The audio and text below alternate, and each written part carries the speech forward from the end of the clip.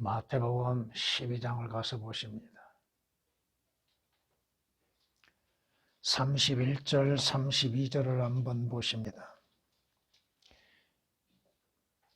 그러므로 내가 너희에게 말하노니 각종 죄와 모독은 사람들에게 용서가 되나 성령을 거스리는 모독은 사람들에게 용서될 수 없느니라.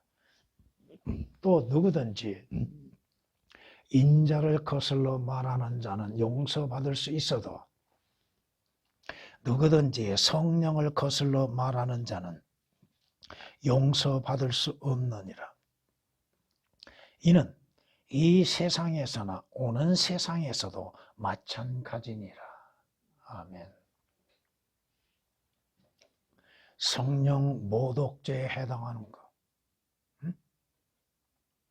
성령 모독죄에 해당하는 것이 어떠한 것인가?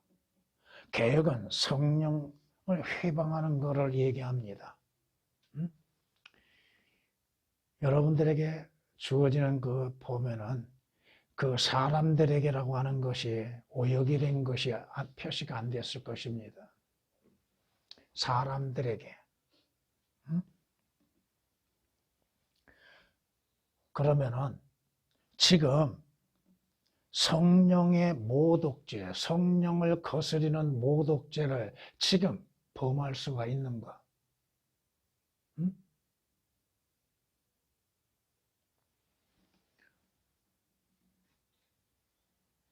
참 어리석은 사람이 나한테 그러더라고요. 성령을 회방죄에 걸렸다고.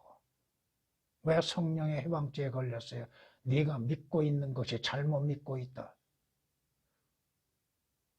너는 지금 마귀의 속임수에 걸려서 거짓을 믿고 있다고 하니까 하는 소리가 뭐야? 성령 회방죄에 해당된다고 나에게 그러더라고요. 자신은 성령을 믿고 있다 이겁니다. 자신 안에 성령이 있다 이거요. 그런데 왜 구원받으라고 하느냐 이거요. 어이가 없지요. 성령 회방이 아니요 성령을 모독하고 성령을 거스려 모독하는 것이 무엇인가? 분명히 말씀하시죠. 성령을 거스리는 모독은 사람들에게 용서될 수 없느니라. 성령을 모독한 것이 무엇인가에 대해서 성경에 말씀하시는 것을 알지 못하는 자들이 너무 많다 이겁니다. 자신들이 믿는 것에 대해서 잘못 믿었다 하는 것에 대해서 성령을 회방한다고 얘기해요. 성령 회방죄가 어디가 있어요 지금? 성령을 모독한 거라고 말씀하셨지. 자, 성경이 어떻게 해석하는 것인가를 마가복음 3장을 가서 보십니다. 성경이 성경을 해석합니다. 마가복음 3장 29절부터 보십니다. 물론 28절부터 보면 진실로 내가 너희에게 말하니 사람의 아들들에게는 모든 죄들과 그들이 모독하는 어떤 불경도 용서되지만 성령을 거슬러 모독하는 자는 결코 용서받지 못하고 영원한 정죄의 위험에 처하리라고 하시더라. 이는 그들이 말하기를 뭐라고 그래요? 그가 더러운 영을 지녔다고 함이라. 바로 누구를 가리켜서 얘기해요? 예수 그리스도께서 살아계시고 사역하시는 동안 이스라엘 유대인들 가운데에서 예수 그리스도를 향하여서 말하는 거 뭐예요? 그가 더러운 영을 지닌 자다. 예수 그리스도께서는 성령의 한량없는 은혜로 인해서 충만하심 가운데에서 사역을 행하심에 있었는데 예수 그리스도를 가리켜서 악한 영, 더러운 영을 지녔다고 말함으로 인해서 성령을 모독죄를 범하고 있다 이겁니다. 지금 여러분들은 성령의 모독죄를 범할 수가 없습니다. 왜? 예수 그리스도는 악령에 의하여서 사역했다고 말할 수가 없기 때문에 그렇습니다. 성경이 어떻게 성경을 해석하는 것인가? 성령을 거스려 모독하는 것은 뭐요? 예수 그리스도께서 하시는 일들이 성령의 충만함 가운데에서 하시는 것이 아니라 더러운 영을 입고 더러운 영에 의하여서 그 일을 행하신다고 말함으로 인해서 범하는 죄가 이겁니다. 물론 오늘날의 성령에 대한 죄를 범하는 것들이 어떠한 것들인지, 자, 데살로니가전서 5장 19절을 가서 보십니다. 오늘 지금 이 시대에 범할 수 있는 것, 너희는 성령을 소멸하지 말라고 말씀하시죠. 성령 소멸죄, 성령을 소멸하는 죄, 성령님으로 하여금 그 일을 행하시는 일에 방해하는 것, 가만히 계시게끔 하는 것. 주님, 내가 알아서 할 테니까 주님은 가만히 계십시오.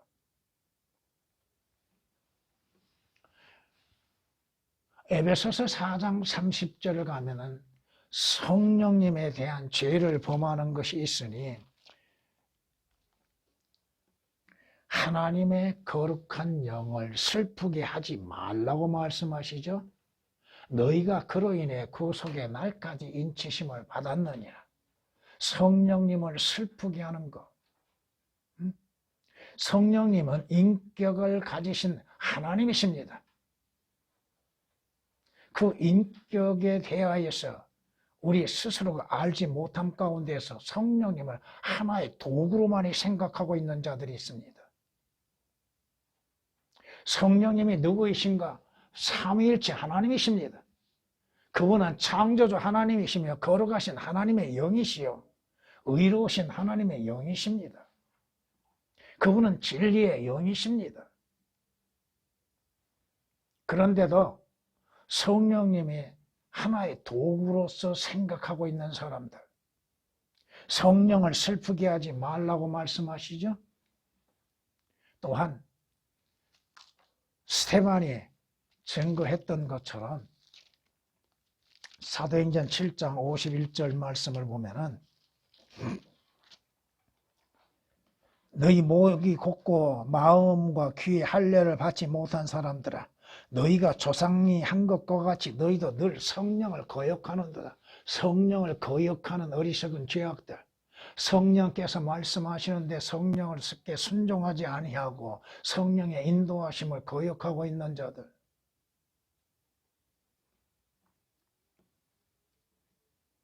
또한 사도행전 5장 3절 말씀을 통해서 보면은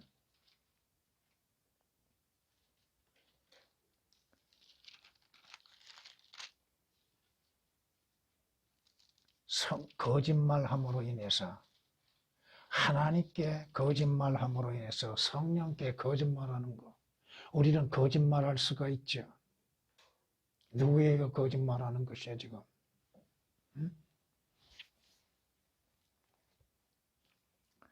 히브리서 10장 29절 말씀에 보면은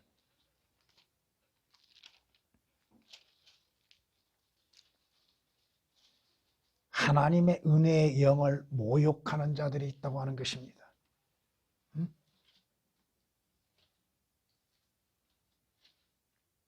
하나님의 영, 은혜의 영을 모욕하는 자들, 가치없이 여기고 있는 자들. 성령님은 삼위일체 하나님이십니다. 오늘 본문의 말씀에서 한 가지 여러분이 살펴봐야 할 것이 있으니, 그것은 32절 말씀 보면 오는 세상에서도 마찬가지라고 그랬죠. 오는 세상이 어떤 세상이요? 여러분이 하늘나라에 가세요? 아닙니다.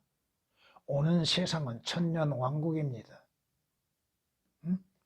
이 세상에서나 오는 세상 천년 왕국에서도 예수 그리스도를 향하여서 성령의 역사로 인해서 이루어지는 모든 것들을 마귀 들린 것, 귀신 더러운 영에 의하여서 이루어진 것이라고 말하는 자들에 대해서 죄가 어떠한 것인지를 말씀하고 있습니다. 오는 세상은 다가올 천년 왕국입니다. 참고로 히브리서 6장 5절을 가서 보십니다. 히브리서 6장 5절에 이렇게 말씀하십니다. 만약 떨어져 나간다면 다시 새롭게 해하여 회개시킬 수 없나니 이는 그들이 스스로 하나님의 아들을 십자가에 못 박았다고 그랬죠. 5절 보면 하나님의 선한 말씀과 오는 세상의 능력을 맛본 자들이 만약 떨어져 나간다면 그것은 천년 왕국에서는 구원을 상실할 수 있다는 것입니다. 근데 거기 오는 세상이 오역이 되어 있습니다. 또 개혁은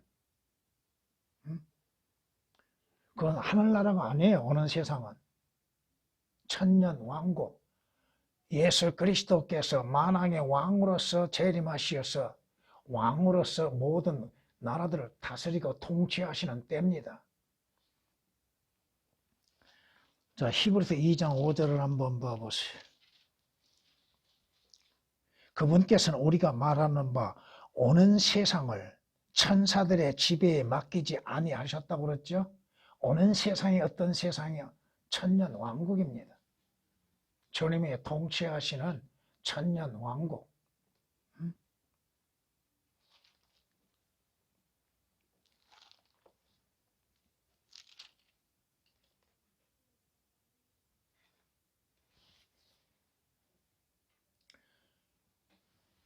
마가복음 10장 30절 말씀에 현세에서는 집이나 형제나 자매나 어머니나 자식이나 토지를 100배로 받되 박해와 더불어 받겠으며 또 오는 세상에서는 영생을 얻으리라고 했습니다.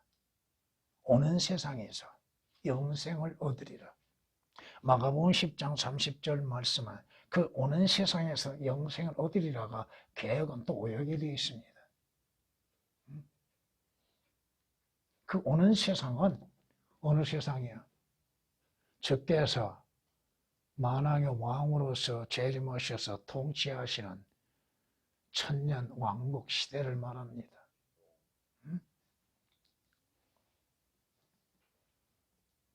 그럼에도 그 오는 세상이 오역됨으로 인해서 그 세상이 어느 시대에 이루어지는 것인가 알지 못합니다. 주님,